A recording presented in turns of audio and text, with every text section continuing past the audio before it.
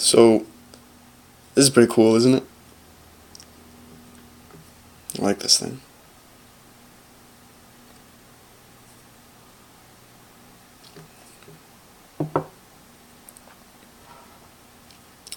So, I found a way to tell who's a Gentile and who's not.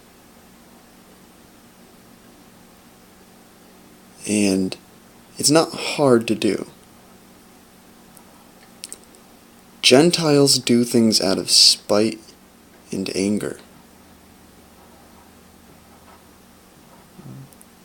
Gentile just refers to somebody who's more of an animal than they are like an intelligent being.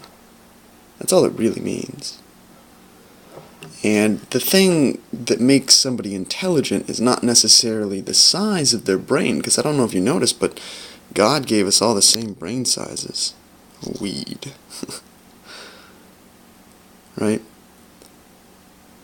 But the structures of the brain are a tad bit different. Right? They are. They're a tad bit different. And the brain of a Gentile is more fearful. That, or at least the state of mind, is more predisposed to become fearful. And that fear causes them to enter every social situation in a confrontational manner.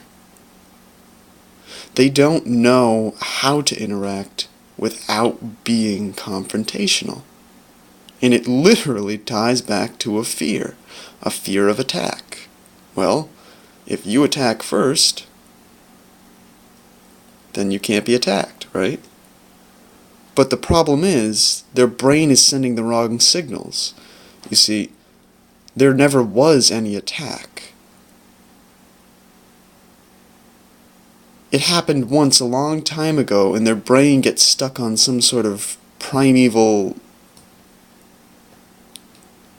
loop.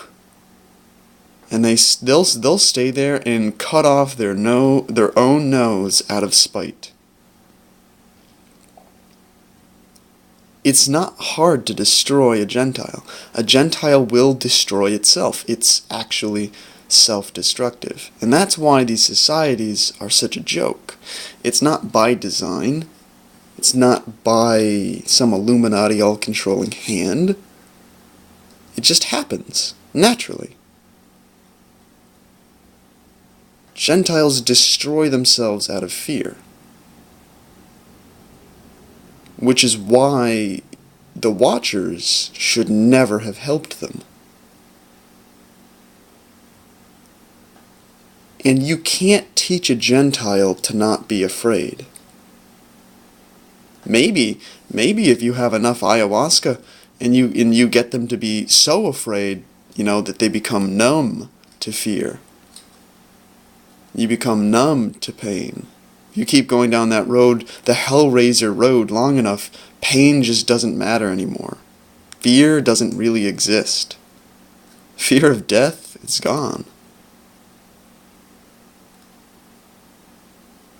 So maybe that's the answer to curing the Gentiles.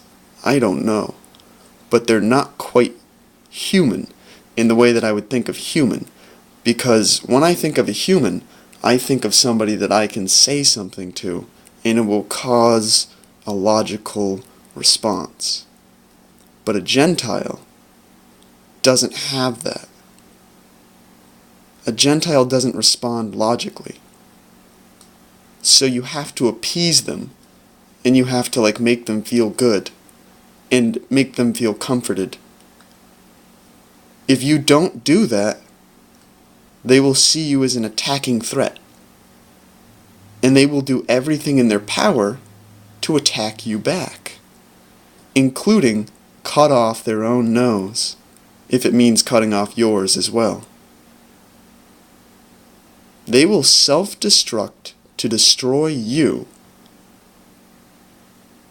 because they're in such a huge state of fear constantly.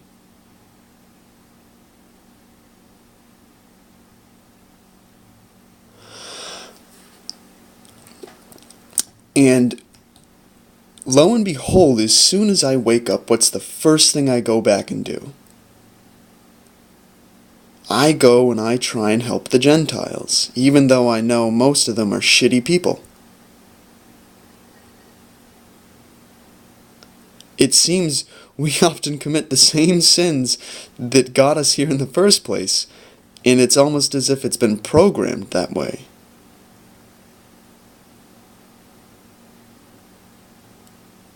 I don't know. I hope I learn this time. I hope I stop helping Gentiles. And Jews as well, because apparently Jews are quite evil. But the sad thing is, I do get the feeling that the Jews only became evil because they were around Gentiles. All the Jews I've ever known, my 2 next door neighbors, the kids I hung out with the most, they came from Jewish families. Or at least partially Jewish families. And their parents did a great job raising them. And you know what the funny thing is? I wouldn't say that about any other family I've ever seen. And both of them were Jewish. I just thought it was the area we had chosen to live that was what was the good decision. But it wasn't. It wasn't really the area, it was the people.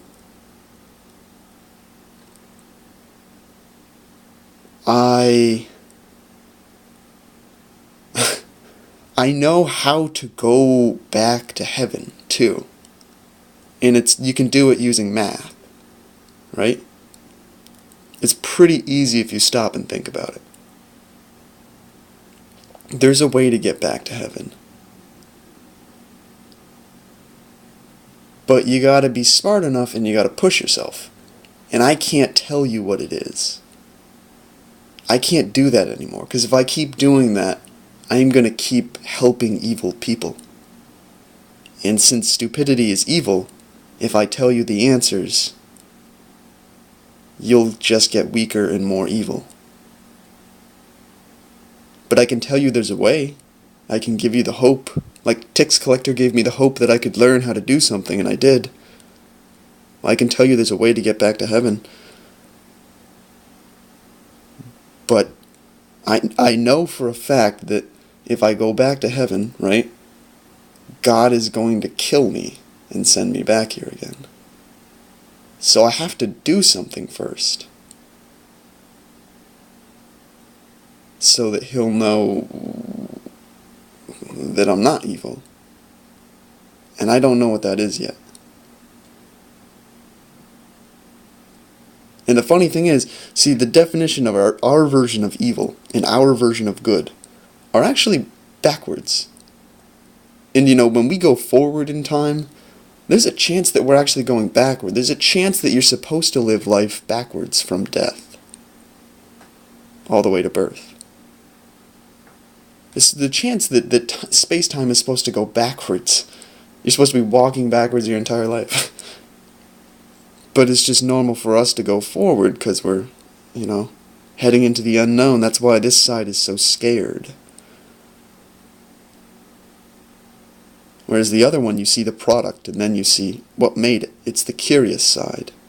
What caused, what happened. Right? This one is how can we try and predict the future before we die? Quickly, something's going to get us.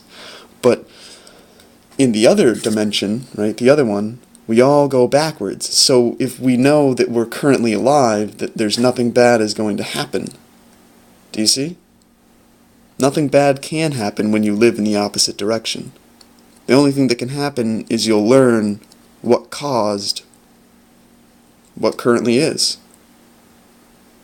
So the other universe is based around curiosity, which is trust me, intelligent people are curious.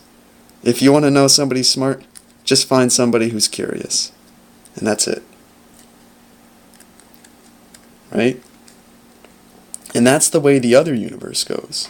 This one goes backwards.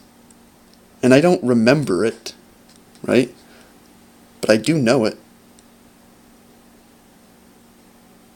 I remember why I'm here, and I remember I'm supposed to leave, and I'm not supposed to spend time here. Because this place sucks, and everybody here sucks, and it's filled with a bunch of Gentiles, and, like, fucking evil Jews. And, like, it's really backwards, because you come from the other place and you come to here, and then you're supposed to be, like, evil to people.